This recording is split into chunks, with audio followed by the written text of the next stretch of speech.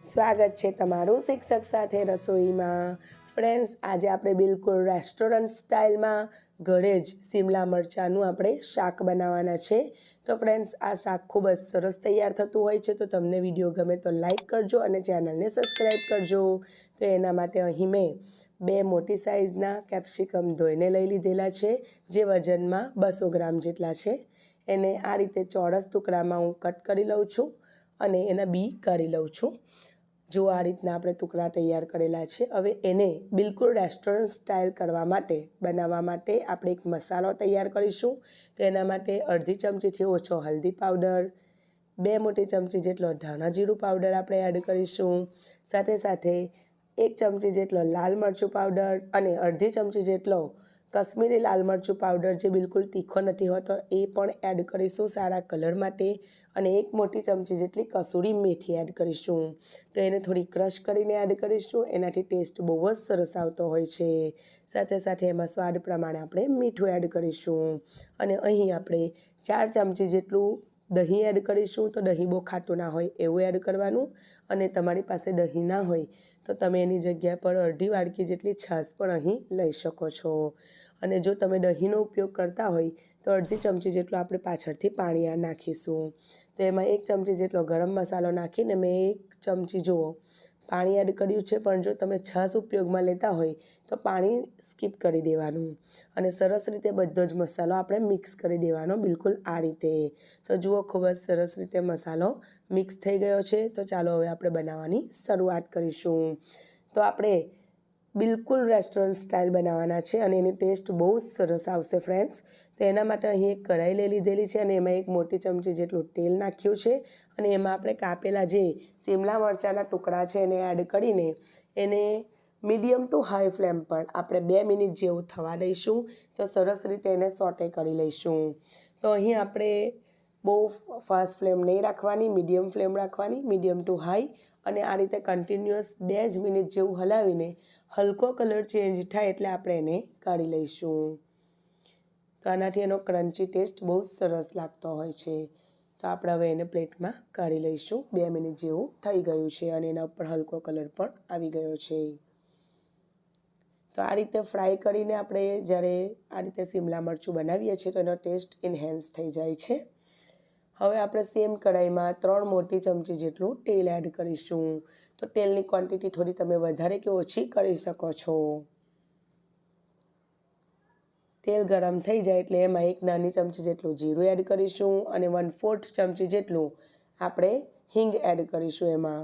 અને એમાં આપણે બિલકુલ બારીક ઝીણા કાપેલી ડુંગળી, 1 મોટી ડુંગળીને આ રીતે મેં ઝીણી કાપી લીધી છે, એ એડ કરી દઈશું અને સરસ રીતે મિક્સ કરી દઈશું।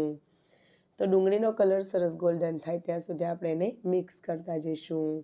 હવે આપણે એમાં 1 મોટી ચમચી જેટલો આદુ લસણની પેસ્ટ એડ કરીશું। સરસ રીતે મિક્સ કરી લઈશું। આદુ લસણની પેસ્ટનું કાચાપણું દૂર થાય ત્યાં સુધી આપણે એને થવા દઈશું। હવે આપણે એમાં 1 મોટી ચમચી જેટલો ચણાનો લોટ એડ કરીશું। તો ગેસની ફ્લેમ બિલકુલ સ્લો કરી દેવાની અને પછી ચણાનો લોટ એડ કરવાનો।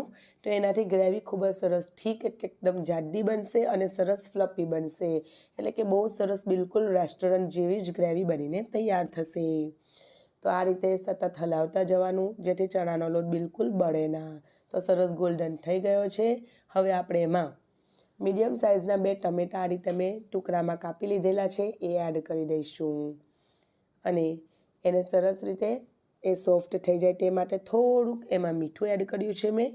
અને કારણ કે આપણે પેલા મસાલાની ગ્રેવીમાં પણ મીઠું એડ કર્યું છે એટલે અહીં જોઈને થોડુંક જ મીઠું એડ કરવાનું અને સરસ રીતે મિક્સ કરીને એને હલાવીને થવા દઈશું।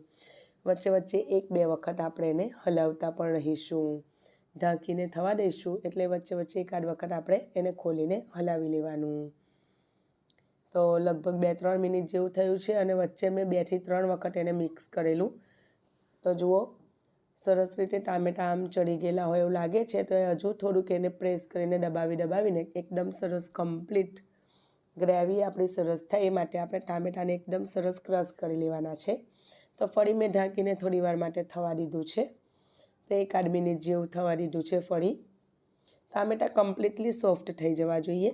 તો એના માટે તમારે ઢાંકીને આ રીતે થોડો ઘણો સમય લાગે પણ આ રીતે તમારે ઢાંકીને એને થવા દેવાનું અને વચ્ચે વચ્ચે ચેક કરતા રહેવાનું, જેથી મસાલો બળે ના, કોઈ પણ પ્રકારનું નીચે ચોંટે ના.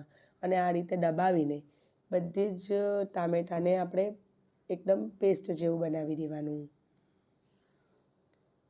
તો અહીં આપણે ટામેટાની પેસ્ટનો ઉપયોગ નથી કરતા, એને ટુકડામાં નાખેલું છે, પણ એનો ટેસ્ટ બહુ સરસ આવે છે. અને હવે આપણે એમાં જે આપણે મસાલો તૈયાર કરેલો છે એ એડ કરી દઈશું અને બધી જ વસ્તુને ખૂબ જ સરસ રીતે આપણે મિક્સ કરી લઈશું. જો બહુ સરસ કલર પણ આવી ગયો છે. અને હવે જે મસાલાની વાટકી હતી એમાં થોડું પાણી નાખી અને મેં આ રીતે એડ કર્યું છે, જેથી મસાલા બળે પણ નહીં અને સરસ રીતે ચડી જશે. તો બધી વસ્તુને આપણે મિક્સ કરી લઈશું. તો જુઓ, ગ્રેવી જોઈને જ ખબર પડતી હશે તમને કે ખૂબ જ સરસ ગ્રેવી તૈયાર થઈ છે.